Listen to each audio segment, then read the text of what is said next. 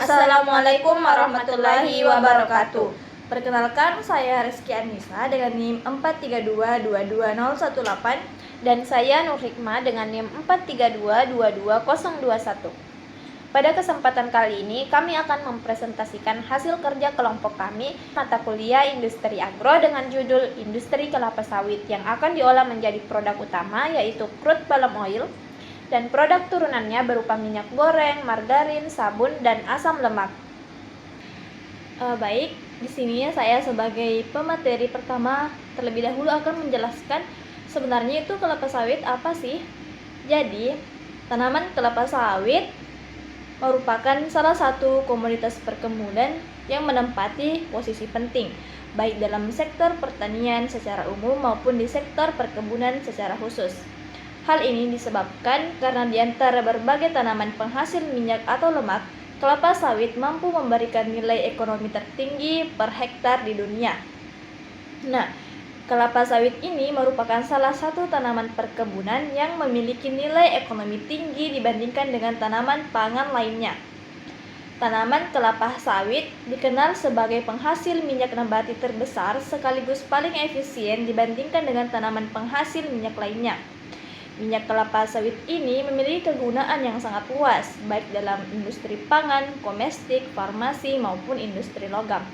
Produk ini dapat diolah menjadi bahan setengah jadi, seperti oleo pangan dan oleo kimia, maupun menjadi produk jadi. Nah, jadi kelapa sawit ini sudah sangat banyak di Indonesia. Di Sulawesi Selatan juga sudah ada beberapa titik terdapat industri kelapa sawit yang akan mengolah minyak goreng yang kemudian akan disebarkan ke berbagai penjuru yang ada di Indonesia. Baik, di sini saya akan melanjutkan untuk menjelaskan sifat-sifat dari kelapa sawit. Jadi, kelapa sawit ini umumnya seperti pada tanaman lainnya, mempunyai daun, pelepah, batang, akar, dan buah. Nah, di sini daun kelapa sawit merupakan daun majemuk. Daunnya berwarna hijau tua dan pelepahnya berwarna sedikit lebih muda. Penampilannya sangat mirip dengan tanaman salak, hanya saja dengan duri yang tidak terlalu keras dan tajam. Bentuk daunnya menyirip, tersusun roset pada ujung batangnya. Biasanya tanaman kelapa sawit memiliki 40 hingga 55 daun. Jika tidak dipangkas dapat mencapai 60 daun.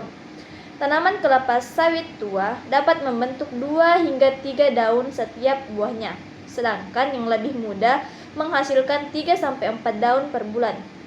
Produksi daun ini dipengaruhi oleh faktor umur, lingkungan, musim, iklim, dan genetik. Produksi daun meningkat hingga umur 6 hingga 7 tahun, kemudian menurun pada usia 12 tahun. Selanjutnya ada pelepah. Pelepah kelapa sawit ini meliputi helai daun, dan setiap helainya mengandung lamina dan midrib, rasis tengah, petiol, dan kelopak pelepah. Helai daun berukuran 55 cm hingga 65 cm dan menguncup dengan lebar 2,5 cm hingga 4 cm. Setiap pelepah mempunyai kurang lebih 100 pasang helai daun. Jumlah pelepah yang dihasilkan meningkat sehingga 30 hingga 40 ketika berumur 3 hingga 4 tahun dan kemudian menurun sehingga 18 hingga 25 pelepah. Stomata atau rongga daun terbuka untuk menerima cahaya dalam proses fotosintesis pada permukaan helai daun. Pelepah matang berukuran hingga 7,5 cm dengan petiol lebih kurang 1/4 dari panjang pelepah serta mempunyai duri. Nah, selanjutnya adalah batang. Batang kelapa sawit berdiameter 25 hingga 27 cm. Namun di perkebunan umumnya lebih panjang lagi, yaitu 45 hingga 65 cm. Pangkal batang lebih besar pada tanaman yang lebih tua. Batang kelapa sawit merupakan batang tunggal yang tidak bercabang. Laju pertumbuhan batang dipengaruhi oleh faktor genetik dan lingkungan. Di Indonesia dan di Malaysia, pertumbuhan tinggi batang rata-rata 45 cm per tahun. dan bisa mencapai 100 cm per tahun bila berada pada kondisi yang sangat cocok. Tinggi batang bisa mencapai 20 meter lebih, namun umumnya di perkebunan hanya berkisar antara 15 hingga 18 meter. Selanjutnya ada akar. Akar kelapa sawit merupakan akar serabut yang mengarah ke bawah dan menyamping. Selain itu juga terdapat beberapa akar napas yang tumbuh mengarah ke samping atas untuk mendapatkan tambahan aerasi. Susunan akar kelapa sawit ini terdiri dari akar serabut primer yang tumbuh vertikal ke dalam tanah dan horizontal ke samping dan bercabang menjadi akar sekunder ke atas dan ke bawah, dan akhirnya cabang-cabang ini pun bercabang lagi yang disebut dengan akar tersier. Akar kelapa sawit ini dapat mencapai 8 meter hingga 18 meter secara horizontal. Selanjutnya adalah bunga. Terdapat dua jenis bunga yang ada pada kelapa sawit, yaitu bunga jantan dan bunga betina, yang terpisah dan memiliki waktu pematangan berbeda sehingga sangat jarang terjadi penyerbukan sendiri. Bunga jantan memiliki bentuk lancip dan panjang, sementara bunga betina terlihat lebih besar dan mekar. Tanaman kelapa sawit dengan tipe cangkang Piscifera bersifat femal steril sehingga sangat jarang menghasilkan tandan buah, dan dalam produksi benih unggul digunakan sebagai tetua jantan. Nah, selanjutnya adalah buah kelapa sawit. Buah kelapa sawit ini mempunyai warna bervariasi dari hitam, ungu, hingga merah, tergantung bibit yang digunakan. Buah bergerombol dalam tandan yang muncul dari tiap pelepah. Kandungan minyak bertambah sesuai kematangan buah setelah melewati fase matang. Kandungan asam lemak bebas FFA atau free fatty acid akan meningkat dan buah akan rontok dengan sendirinya. Kelapa sawit mengandung kurang lebih 80% perikarp dan 20% buah dengan daging buah yang tipis, sehingga kadar minyak dalam perikarp hanya mencapai sekitar 34 hingga 40%. Sebelum kita masuk ke bagaimana cara proses pengolahan kelapa sawit, terlebih dahulu kita perlu mengetahui pohon industri dari kelapa sawit itu sendiri, di mana pada pohon industri ini akan dijelaskan dari bahan baku dapat diolah menjadi beberapa produk jadi maupun produk sementara. Nah, di sini produk utama dari kelapa sawit yaitu crude palm oil, dan ada beberapa produk samping yaitu palm kernel dan palm shell, dan beserta limbahnya yaitu fiber, empty bunch, dan effluent solid. Nah, pada crude palm oil dapat diolah lagi menjadi biodiesel, olein, stearin, dan PFAD. Nah, dari olein dapat diubah menjadi minyak goreng, margarin, sabun, dan asam lemak, di mana pada tugas kami ini kami mengambil 2 produk pangan dan 2 produk non pangan, di mana produk pangannya yaitu minyak goreng dan margarin, sedangkan produk non pangannya yaitu sabun dan asam lemak. Nah, sekarang kita masuk ke cara pengolahan crude palm oil, di mana pertama-tama terdapat penyortiran buah sawit. Penyortiran ini dilakukan setelah pemanenan kelapa sawit, di mana pada tahap ini buah akan diperiksa kualitas dan kematangannya. Kriteria kematangan panen merupakan faktor yang penting karena menunjukkan rendemen minyak dan asam lemak pada buahnya. Tahap kedua yaitu sterilisasi. Nah, proses sterilisasi menggunakan air panas pada suhu 120 hingga 140 derajat Celcius dan uap bertekanan 2,5 atm yang berfungsi untuk melunakkan serat agar mudah dipisah di proses selanjutnya. Selain itu, panas akan mendenaturasi protein sel-sel pembawa minyak sehingga mudah menyatu dan mengalir apabila terkena tekanan. Kandungan air apabila terkena steam bertekanan akan memecah ikatan kimia pada getah, dan getah ini dapat mengakibatkan akumulasi busa saat penggorengan. Pati yang terkandung juga akan terhidrolisis pada proses ini. Tahap selanjutnya yaitu ekstraksi, di mana proses ini diawali dengan pengupasan tandan kelapa sawit dari buah kelapa sawit dengan menggunakan rotary drum. Kemudian diikuti dengan digestion atau pelumatan, di mana pelumatan ini berfungsi untuk memecah sel-sel pembawa minyak di dalam digester. Nah, digester ini biasanya menggunakan bejana silinder dengan pemanas uap yang dilengkapi dengan pengaduk. Dan pengaduk ini akan menghancurkan lapisan exokard buah sawit. Nah, tahap terakhir yaitu tahap pemurnian, di mana proses pemurnian akan memisahkan minyak dari pengotor. Campuran output dari screw press mengandung minyak, air, serat, dan padatan non-minyak atau non-oil solid. Padatan non-minyak ini sangat kental sehingga dalam tahap pemurnian akan ditambahkan air panas. Penambahan air ini akan menyebabkan padatan mengendap di dasar tangki dan membentuk lapisan terpisah padatan yang larut dalam air serta campuran liquid. Untuk lebih jelasnya, saya akan menjelaskan diagram alir proses pengolahan CPO. Nah, pertama-tama tadi CPO diangkut dari perkebunan kelapa sawit menggunakan truk, kemudian akan melewati jembatan timbangan dan loading ram. Nah, tandan buah segar memasuki pabrik melalui stasiun penimbangan untuk memperoleh data tonase. Selain itu, TBS dialirkan menuju loading ram yang berfungsi sebagai tempat penampungan awal. Pada stasiun ini juga dilakukan proses sortir untuk memastikan kualitas TBS tetap terjaga sebelum diproses lebih lanjut. Loading ram memungkinkan pengaturan aliran masuk buah agar proses perebusan berlangsung stabil dan efisien. Nah, proses selanjutnya yaitu sterilisasi atau perebusan. Tandan buah segar dipindahkan menuju sterilisasi, biasanya menggunakan sistem lori. Perebusan dilakukan menggunakan steam bertekanan 2,8 hingga 3 bar.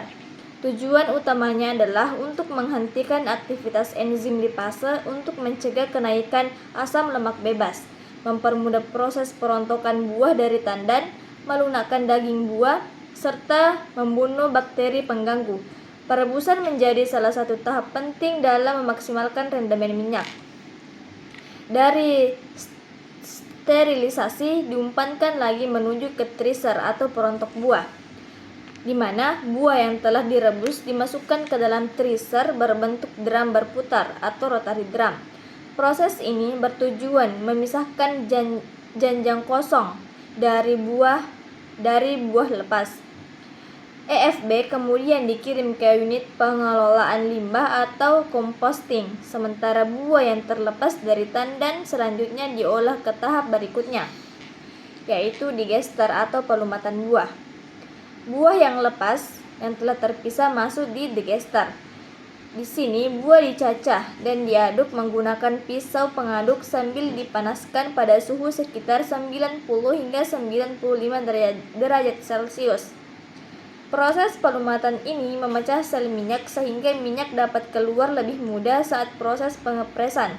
Tahap ini sangat menentukan keberhasilan ekstraksi minyak pada screw press. Nah, dari digester, bubur buah dipompakan ke screw press. Proses ini memisahkan dua produk utama yaitu press liquor atau campuran minyak, air, dan partikel halus, dan press cake yaitu ampas berisi serat dan biji. Press liquor akan dilanjutkan ke tahap klarifikasi, sedangkan fresh cake akan masuk ke unit pemulihan kernel. Nah, tahap selanjutnya yaitu stasiun klarifikasi. Tahap ini bertujuan memurnikan minyak kasar hasil pengepresan. Press liquor dipompa ke centrate tank untuk menghilangkan pasir dan benda berat lain. Minyak kemudian masuk ke clarifier tank untuk dipisah berdasarkan perbedaan densitas antara minyak, air, dan sludge. Minyak kasar mengalir ke purifier, sementara sludge menuju decanter untuk pemisahan lebih lanjut. Nah, crude oil dari clarifier diproses di purifier untuk menghilangkan air dan kotoran halus menggunakan sistem pemisahan sentrifugal. Hasil akhirnya adalah minyak yang lebih bersih dan stabil yang siap dialirkan ke tangki penyimpanan. Selanjutnya itu oil storage tank. Minyak sawit bersih disimpan pada CPO storage tank pada suhu sekitar 60 derajat Celcius untuk menjaga viskositas minyak agar tetap mudah ditangani. Minyak ini siap didistribusikan baik melalui kapal maupun truk tangki sesuai kebutuhan pasar. Nah, sludge tadi masuk ke dalam proses decanter, di mana dari clarifier diproses di decanter untuk memisahkan kembali minyak yang masih tertinggal. Minyak hasil pemisahan dikembalikan ke sistem purifier, sedangkan padatan limbah dibawa ke sludge pit untuk pengolahan lanjutan atau pembuangan. Selanjutnya adalah kernel recovery.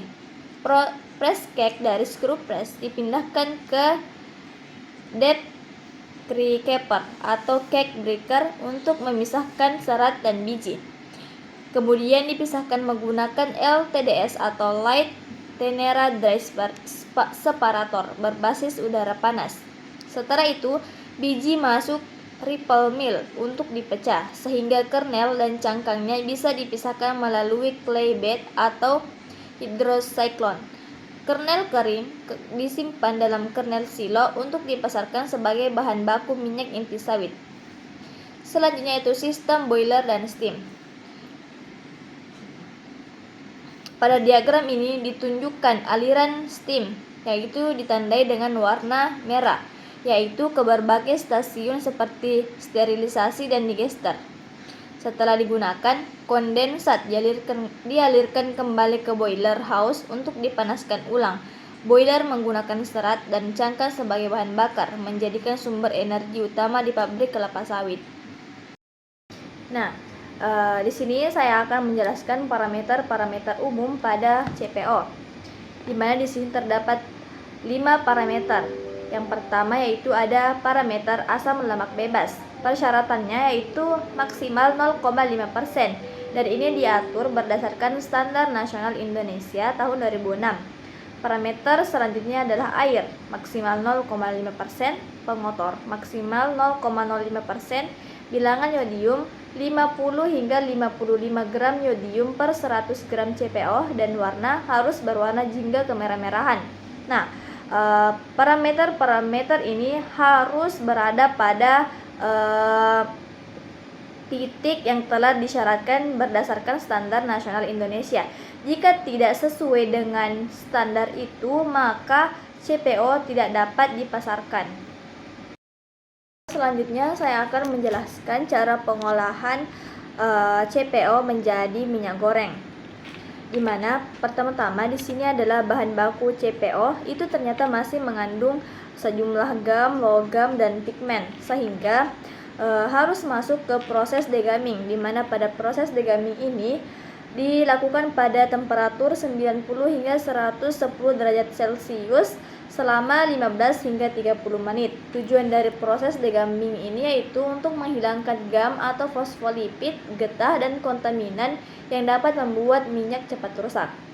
Dari proses degamming kemudian melalui lagi proses bleaching pada suhu 90 derajat Celcius selama kurang lebih 30 menit, di mana tujuan dari bleaching ini yaitu untuk menghilangkan warna atau karoten, logam berat, dan sisa-sisa oksidasi, serta menyerap impuritas yang tidak bisa hilang pada degamming. Proses selanjutnya yaitu deodorasi, yang dilakukan pada temperatur yang cukup tinggi yaitu 240 hingga 270 derajat Celcius selama 1 hingga 3 jam. Nah, tahap ini merupakan tahap yang paling penting untuk minyak goreng, yang bertujuan untuk menghilangkan bau dan rasa tidak sedap serta menurunkan kadar asam lemak bebas. Proses selanjutnya yaitu fraksinasi atau pemanasan awal pada temperatur kurang lebih 70 derajat Celcius, yang berfungsi untuk menyiapkan minyak untuk pemisahan fraksi olein dan stearin, serta mengatur kondisi awal agar kristalisasi berlangsung optimal. Proses selanjutnya yaitu proses kristalisasi, yang dilakukan pada temperatur 14 hingga 22 derajat Celcius, di mana kristalisasi ini akan mengkristalkan bagian minyak yang padat dan memisahkan fase cair atau olein yang kelak menjadi minyak goreng. Nah, tahap selanjutnya yaitu pendinginan, yang dimana ditargetkan suhu di pendinginan ini kurang lebih 18 derajat Celcius, dimana pada pendinginan ini memastikan kristal stearin benar-benar terbentuk sempurna sehingga bisa disaring.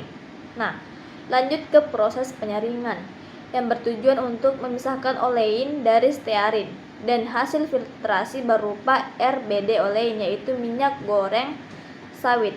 Nah, tahap selanjutnya yaitu tahap pengemasan, di mana pada tahap pengemasan ini merupakan tahap akhir minyak goreng yang sudah jernih, stabil, dan siap konsumsi dikemas dalam botol, jerigen, pouch, atau curah. Nah, hasil dari proses ini akan menghasilkan minyak goreng kelapa sawit yang siap untuk dipasarkan kepada konsumen. Selanjutnya saya akan menjelaskan syarat mutu minyak goreng, dan ini berdasarkan Badan Standarisasi Nasional. Di sini terdapat beberapa kriteria uji. Yang pertama ada keadaan yang berupa bau dan warna. Ini diuji berdasarkan organoleptik saja. Yang kedua yaitu kadar air dan bahan menguap, maksimal 0,15% barat. Yang ketiga yaitu ada bilangan asam, maksimal 0,6, bilangan peroksida maksimal 10, minyak palikan harus bernilai negatif, asam linoleat dalam komposisi asam lemak minyak maksimal 2%, cemaran logam, meliputi kadmium maksimal 0,2 mg per kilogram, timbal maksimal 0,1 mg per kilogram, timah maksimal 40 sampai 250 mg per kilogram. Selanjutnya adalah pengolahan CPO menjadi margarin. Margarin merupakan produk yang berbentuk emulsi padat maupun semi padat yang berasal dari lemak nabati dan air, dengan atau tanpa menambah bahan lainnya yang diizinkan. Margarin sebagai pengganti mentega dengan wujud bau, konsistensi rasa, dan nilai gizinya yang hampir sama dengan mentega. Minyak nabati yang dapat digunakan sebagai bahan baku pembuatan margarin harus memenuhi syarat sebagai berikut. Yang pertama, bilangan iod yang rendah, warna minyak kuning muda, pelapor minyak yang baik, titik beku dan titik cair di sekitar suhu kamar, asam lemak yang stabil, jenis minyak yang digunakan sebagai bahan baku harus banyak terdapat di suatu daerah.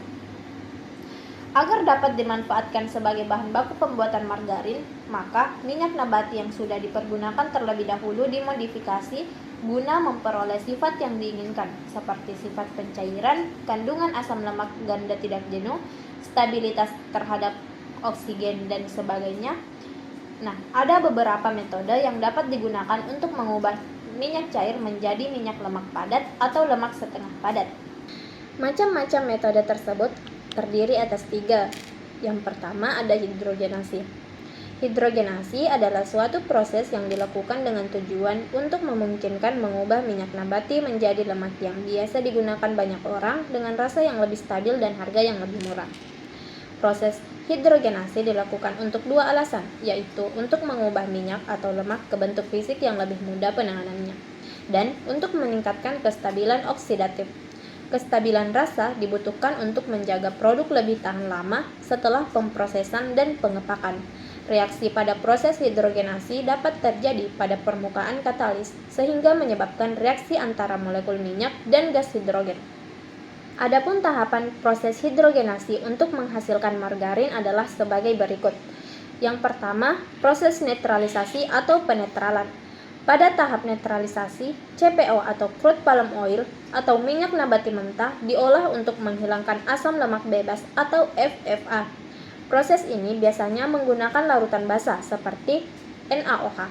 Reaksi antara FFA dan basa membentuk sabun atau soapstock yang kemudian dipisahkan. Netralisasi sangat penting untuk mencegah bau tengik, meningkatkan stabilitas minyak, serta mempersiapkan minyak agar lebih bersih sebelum masuk ke tahap pemurnian berikutnya. Yang kedua adalah bleaching atau pemucatan. Proses bleaching bertujuan untuk menghilangkan pigmen warna, sisa sabun, fosfatsid, dan pengotor lain menggunakan bleaching earth atau karbon aktif. Minyak dipanaskan, kemudian dicampur dengan adsorben sehingga kotoran menempel pada media penyerap. Setelah itu, minyak disaring sehingga diperoleh minyak yang lebih jernih dan berwarna terang. Tahap ini penting untuk menghasilkan margarin dengan warna yang seragam dan menarik. Selanjutnya adalah proses hidrogenasi atau modifikasi minyak. Hidrogenasi adalah proses penambahan hidrogen ke dalam minyak tak jenuh menggunakan katalis. Biasanya nikel pada kondisi tekanan dan suhu tertentu. Tujuannya mengubah struktur asam lemak agar minyak yang semula cair menjadi lebih padat atau semi padat. Proses ini meningkatkan stabilitas oksidatif, memperpanjang umur simpan, dan memberikan tekstur khas pada margarin. Proses yang keempat adalah deodorasi atau penghilangan bau. Deodorasi dilakukan untuk menghilangkan bau dan rasa tidak diinginkan pada minyak. Minyak dipanaskan pada suhu sangat tinggi, sekitar 180-260 derajat Celcius sambil dialiri uap panas atau steam stripping di bawah kondisi vakum. Senyawa volatil seperti aldehid, keton, dan sisa asam lemak bebas akan menguap terbawa uap. Hasilnya adalah minyak yang netral tanpa bau. Yang kelima adalah emulsifikasi atau pengemulsian. Pada tahap ini, minyak yang sudah dimurnikan dicampur dengan air, garam, emulsifier seperti lectin, vitamin, pewarna, dan bahan tambahan lain untuk membentuk emulsi stabil. Proses pencampuran dilakukan dengan mixer berkecepatan tinggi untuk memastikan minyak dan fase air menyatu sempurna. Setelah itu, emulsi didinginkan agar mengeras dan menghasilkan tekstur yang lembut khas margarin. Emulsifikasi adalah langkah akhir yang menentukan kualitas tekstur, rasa, dan kestabilan produk. Dari proses emulsifikasi ini akan dihasilkan produk margarin. Adapun variabel proses yang mempengaruhi produk hidrogenasi adalah sebagai berikut. Yang pertama adalah temperatur. Reaksi hidrogenasi akan berlangsung lebih cepat jika temperatur semakin meningkat. Temperatur maksimum untuk proses hidrogenasi berkisar antara 232 sampai 260 derajat Fahrenheit. Yang kedua, kecepatan pengadukan. Fungsi dari pengadukan yaitu untuk mensuplai hidrogen ke permukaan katalis. Namun, reaksi harus diaduk untuk pendistribusian panas dan suplai katalis ke seluruh minyak agar terjadi keseragaman reaksi. Yang ketiga adalah tekanan hidrogen di dalam reaktor. Proses hidrogenasi biasanya berlangsung pada tekanan yang sama dengan tekanan hidrogen, yang berkisar antara 0,7 sampai 9 bar. Pada tekanan yang rendah, gas hidrogen yang larut dalam minyak tidak dapat menutupi permukaan katalis. Namun pada tekanan yang tinggi, hidrogen dapat menjenuhkan ikatan rangkap. Yang keempat adalah reaksi katalis. Reaksi hidrogenasi akan bertambah cepat seiring bertambahnya jumlah katalis sampai pada titik tertentu. Peningkatan tersebut terjadi karena bertambahnya permukaan aktif katalis. Parameter yang kelima adalah tipe katalis. Nah, katalis yang biasanya digunakan untuk reaksi hidrogenasi adalah nikel. Aktivitas katalis tergantung pada banyaknya sisi aktif yang tersedia untuk berlangsungnya proses hidrogenasi. Parameter yang keenam adalah kemurnian gas hidrogen dan yang ketujuh adalah kualitas bahan baku. Selanjutnya adalah proses pengolahan CPO menjadi margarin dengan proses interesterifikasi. Interesterifikasi merupakan reaksi suatu ester trigliserida atau asam lemak yang diubah menjadi ester lain melalui alkohol yang disebut dengan alkoholisis, dengan asam lemak yang disebut asidolisis dan transesterifikasi. Interesterifikasi dapat terjadi dengan adanya katalis kimia yang disebut dengan interesterifikasi kimia atau dengan adanya biokatalis enzim yang disebut dengan interesterifikasi enzimatik. Selanjutnya adalah pengolahan CPO menjadi margarin dengan proses interesterifikasi kimia. Proses pembuatan margarin dimulai dari CPO atau minyak kasar yang masih mengandung banyak pengotor seperti getah, fosfatida, pigmen, logam, dan bau khas minyak mentah. CPO ini menjadi bahan baku utama karena sifat lemaknya yang mudah dimodifikasi melalui interesterifikasi, sehingga cocok untuk menghasilkan tekstur margarin yang plastis dan stabil pada suhu ruang. Tahap pertama adalah pengeringan minyak. Minyak yang berasal dari CPO kemudian mengalami tahap pengeringan untuk mengukur kadar air dan menghilangkan sisa-sisa zat volatil yang dapat mengganggu proses berikutnya. Pengeringan dilakukan dengan pemanasan dan vakum agar air menguap tanpa merusak struktur minyaknya. Tahap ini penting karena kehadiran air dapat menghambat reaksi interesterifikasi dan menurunkan kualitas produk air. Tahap selanjutnya adalah interesterifikasi kimia. Pada tahap ini, minyak yang sudah kering direaksikan dengan katalis kimia, biasanya natrium metoksida, untuk mengatur ulang posisi asam lemak pada gliserol. Reaksi ini tidak mengubah komposisi kimianya, tetapi mengubah struktur fisiknya sehingga menjadi lebih plastis, tidak mudah meleleh, dan memiliki titik leleh yang sesuai dengan margarin. Proses ini meningkatkan stabilitas dan memberikan tekstur lembut pada produk air tanpa harus melakukan proses hidrogenasi yang menghasilkan lemak trans. Selanjutnya adalah bleaching atau pemucatan. Minyak hasil interesterifikasi selanjutnya melewati proses bleaching menggunakan tanah pemucat atau bleaching earth untuk menghilangkan pigmen, warna gelap, dan sisa katalis, serta senyawa pengotor lainnya. Proses ini dilakukan dengan pemanasan dan filtrasi, sehingga minyak menjadi jauh lebih jernih dan stabil. Tahap pemucatan sangat penting agar margarin memiliki warna yang bersih dan tidak cepat mengalami ketengikan.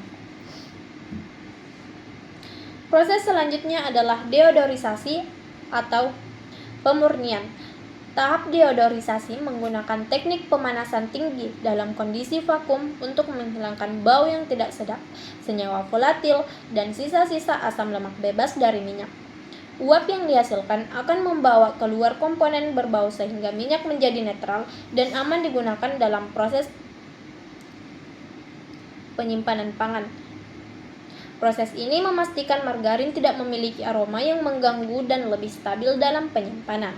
Selanjutnya adalah proses pengemulsian atau emulsifikasi. Minyak yang sudah murni kemudian dicampurkan dengan fase air, garam, vitamin, pewarna, dan bahan tambahan lainnya menggunakan emulsifier seperti lecithin. Proses ini menciptakan emulsi minyak dalam air yang stabil, memberikan tekstur halus, plastis, serta mudah dioles. Tahap pengemulsian sangat menentukan kualitas air margarin karena berpengaruh pada kekompakan, kestabilan emulsi, dan cita rasa. Setelah emulsifikasi, campuran didinginkan dan diaduk hingga mendapatkan struktur kristal lemah yang tepat. Proses ini menghasilkan produk margarin dengan tekstur lembut, warna seragam, rasa gurih, dan kestabilan baik saat disimpan. Margarin yang telah berbentuk kemudian dikemas dan siap dipasarkan sebagai bahan makanan yang dapat digunakan untuk memasak, memanggang, dan untuk dioleskan. Selanjutnya adalah proses pengolahan CPO menjadi margarin dengan proses interesterifikasi secara enzimatik. Pada dasarnya, proses pembuatan margarin secara kimia maupun enzimatik itu sama. Keduanya dimulai dari CPO yang diputihkan, kemudian masuk ke proses interesterifikasi, lalu dimurnikan, diemulsikan, dikristalkan, dan akhirnya menjadi margarin. Jadi alur besar prosesnya itu sama. Perbedaan utamanya hanya terdapat pada bagian interesterifikasinya. Pada metode kimia, reaksi dilakukan menggunakan katalis kimia, seperti natrium metoksida. Metode ini lebih murah tetapi reaksinya kurang selektif sehingga perubahan posisi asam lemak terjadi secara acak dan menghasilkan beberapa produk samping yang perlu dibersihkan. Sementara itu, pada metode enzimatik, reaksi menggunakan enzim lipase yang bekerja secara selektif. Hasilnya lebih terkontrol, lebih bersih, dan kualitas lemaknya lebih baik tanpa banyak produk samping. Metode ini lebih ramah lingkungan, tetapi biaya prosesnya yang lebih tinggi. Jadi, inti perbedaan kedua metode ini terletak pada jenis katalis dan tingkat selektivitas reaksinya, sementara keseluruhan alur proses margarin tetap sama. Selanjutnya adalah proses pengolahan CPO menjadi salah satu produk turunannya, yaitu sabun. Namun sebelum masuk ke pengolahan CPO menjadi sabun, terlebih dahulu perlu diketahui sifat-sifat sabun.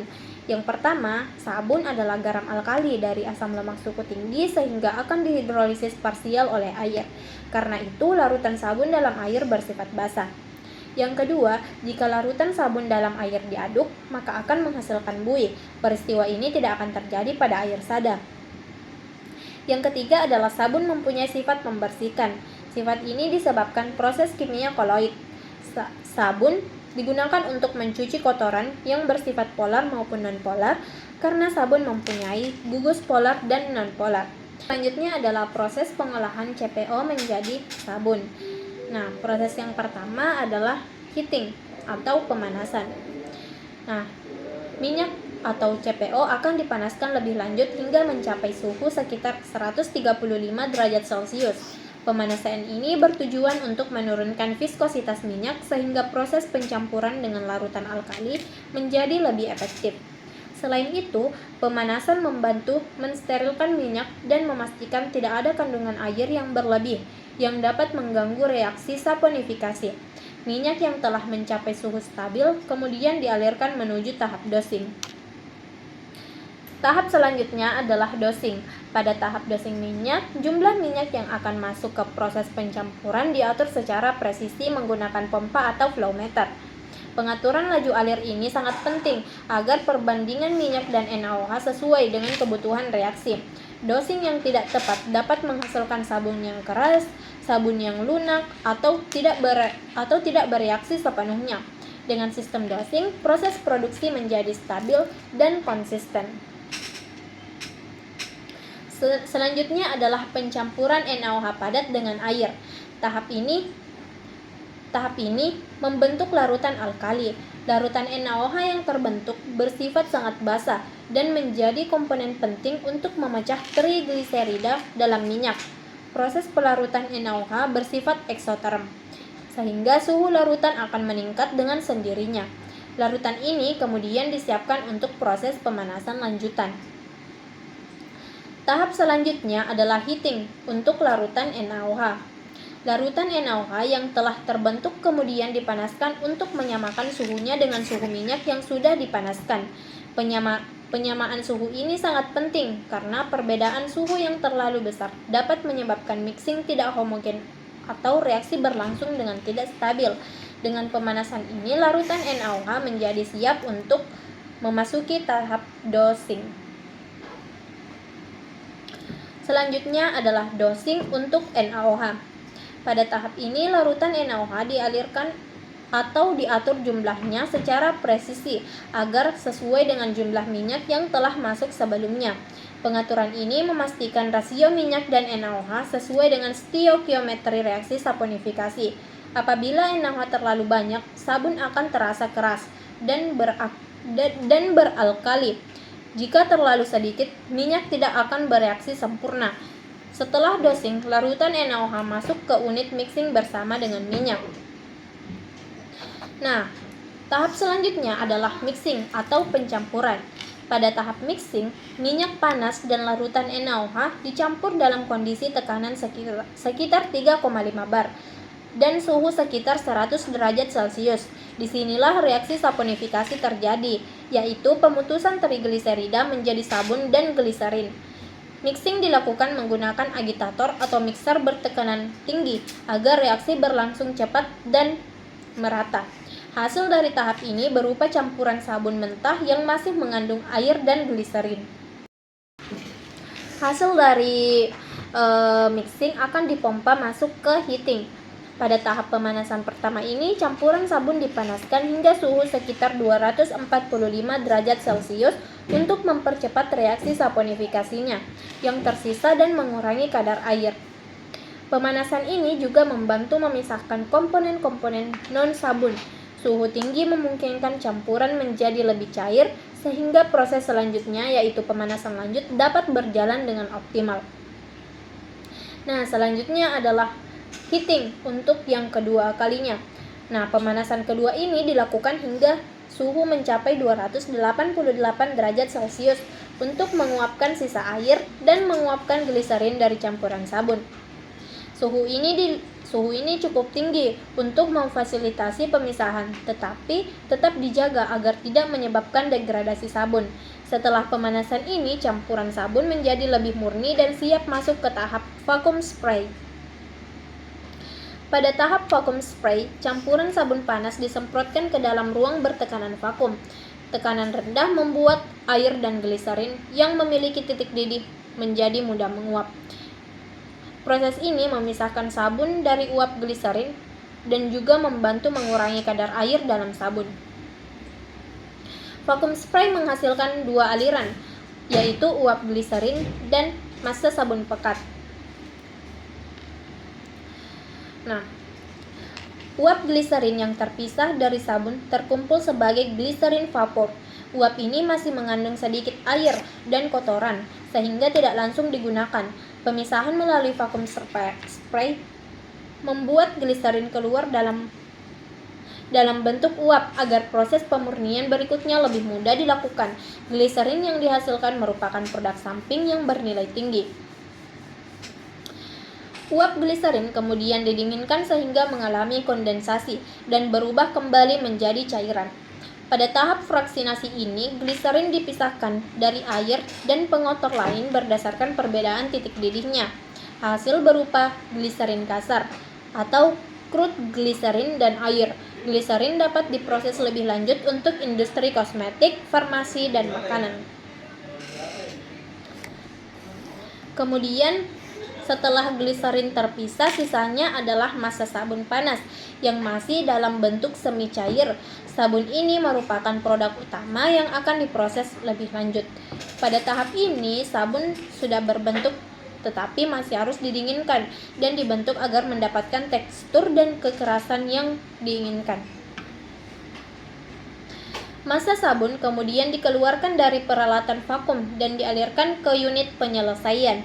Pada tahap discharge, sabun dipindahkan ke peralatan seperti extruder atau mesin pembentuk. Proses ini memastikan sabun keluar secara terus-menerus dan tidak ada penyumbatan. Tahap akhir adalah pendinginan sabun panas menggunakan sistem pendingin seperti heat exchanger atau cooling mixer. Proses pendinginan ini penting agar sabun mengeras, stabil, dan mudah dipotong atau dicetak. Setelah dingin, sabun siap diproses menjadi bentuk batangan, granula, atau bentuk industri lainnya. Selanjutnya adalah proses pengolahan CPO menjadi asam lemak. Asam lemak merupakan golongan senyawa asam karboksilat dengan gugus COOH yang pada umumnya terdiri dari 4-24 buah atom karbon. Asam lemak merupakan asam organik yang terdapat sebagai ester trigliserida atau lemak. Asam lemak dibedakan menjadi dua, yaitu asam lemak jenuh dan asam lemak tak jenuh. Asam lemak jenuh merupakan asam lemak yang tidak memiliki ikatan rangkap. Dikatakan bahwa asam lemak yang dijenuhkan ketika setiap atom karbon yang terdapat dalam rantai hidrokarbon berikatan dengan atom hidrogen yang ada. Lemak tak jenuh merupakan asam lemak yang memiliki satu atau lebih ikatan rangkap pada ikatan karbon, pada rantai karbon. Asam lemak dengan satu ikatan rangkap disebut sebagai monounsaturated. Jika memiliki dua atau lebih ikatan rangkap disebut dengan polyunsaturated. Asam lemak tak jenuh berbentuk cairan pada suhu kamar. Selanjutnya adalah macam-macam proses. Dalam melakukan tahap seleksi proses, tentunya proses yang baik harus dipilih untuk memperoleh produk yang baik pula. Adapun proses hidrolisis menjadi asam lemak dan gliserol ini dibagi menjadi 3 jenis, yaitu yang pertama fat splitting. Fat splitting adalah sebuah reaksi hidrogen yang terjadi secara bertahap. Asam lemak berpindah dari trigliserida satu persatu dari tri ke mono. Selama tahap awal, reaksi berlangsung perlahan-lahan, terbatas dengan kelarutan air dalam minyak yang rendah. Pada tahap kedua, reaksi berlangsung lebih cepat karena kelarutan air yang besar dalam asam lemak. Tahap akhir ditandai dengan laju reaksi berkurang. Sebagai asam lemak bebas, gliserin mencapai ketidakseimbangan. Fat splitting merupakan reaksi reversibel. Yang kedua adalah hidrolisis katalis basa. Pada umumnya, sabun diproduksi melalui hidrolisis asam lemak, di mana proses ini dikenal dengan reaksi saponifikasi. Sabun dihasilkan melalui melalui netralisasi asam lemak yang berasal dari fat splitting.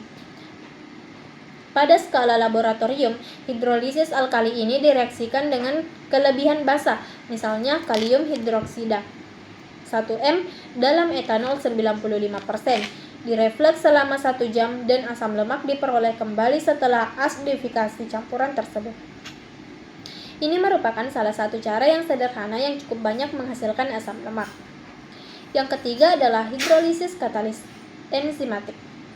Hidrolisis CPO secara enzimatik dilakukan dengan cara immobilized enzim lipase. Pada proses ini, kebutuhan energi yang diperlukan relatif kecil jika dibandingkan dengan proses hidrolisa CPO dengan H2O pada suhu dan tekanan yang tinggi. Pada proses ini, pemakaian enzim lipase dilakukan dengan cara berulang-ulang karena harga enzim lipase yang sangat mahal.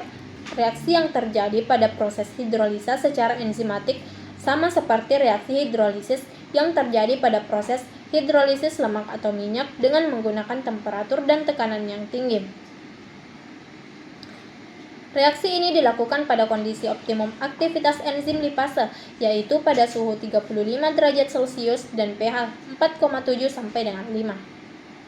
Selanjutnya adalah proses pembuatan fatty acid atau asam lemak dengan produk samping yaitu gliserol dari bahan baku crude palm oil atau CPO dan air dilakukan dengan tahapan sebagai berikut. Yang pertama, tahap persiapan bahan baku.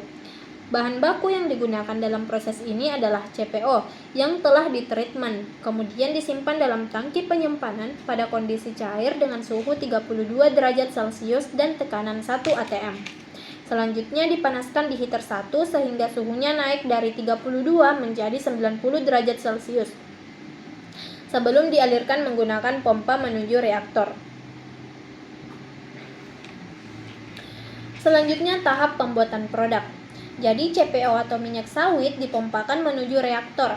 Pada saat yang sama, air proses yang berasal dari unit tangki penyimpanan air dipompakan menuju heater 2 untuk dipanaskan dari suhu 32 hingga suhu 90 derajat Celcius dan tekanan 1 atm.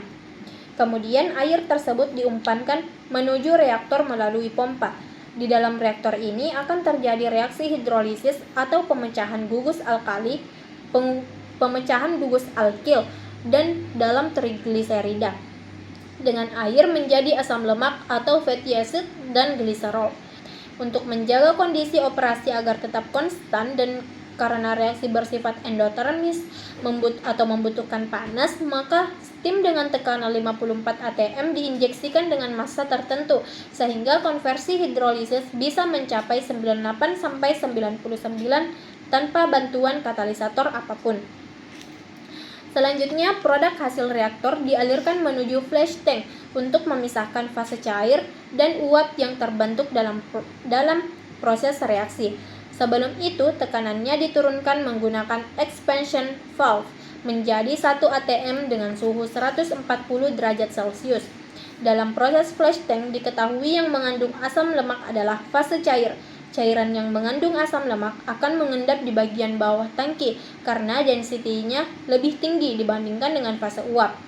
Fase cair yang mengandung asam lemak kemudian dialirkan keluar dari bagian bawah flash tank menuju cooler untuk diturunkan suhunya menjadi 95 derajat Celcius yang kemudian dialirkan ke dekanter yang memiliki kondisi operasi 95 derajat Celcius dan 1 atm.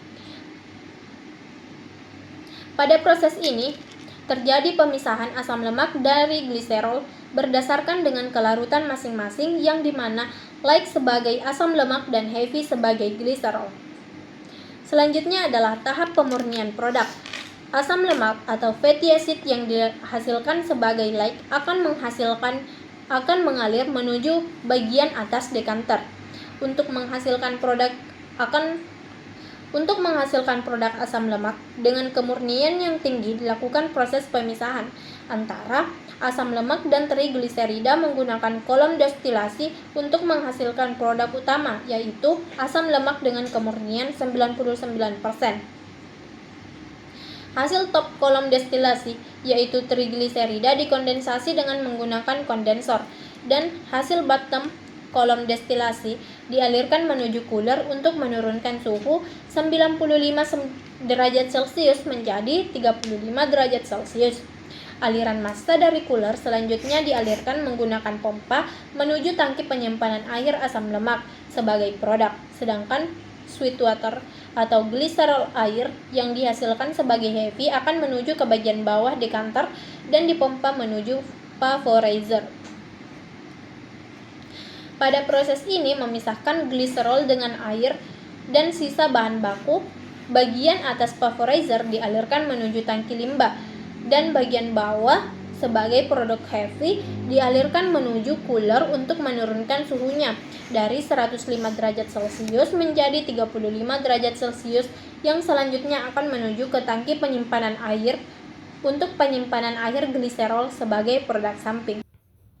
Berdasarkan pembahasan yang telah disampaikan mengenai pengolahan kelapa sawit menjadi berbagai produk utama dan turunannya, maka dapat ditarik kesimpulan bahwa industri kelapa sawit merupakan sektor penting yang menghasilkan produk dengan nilai guna yang tinggi.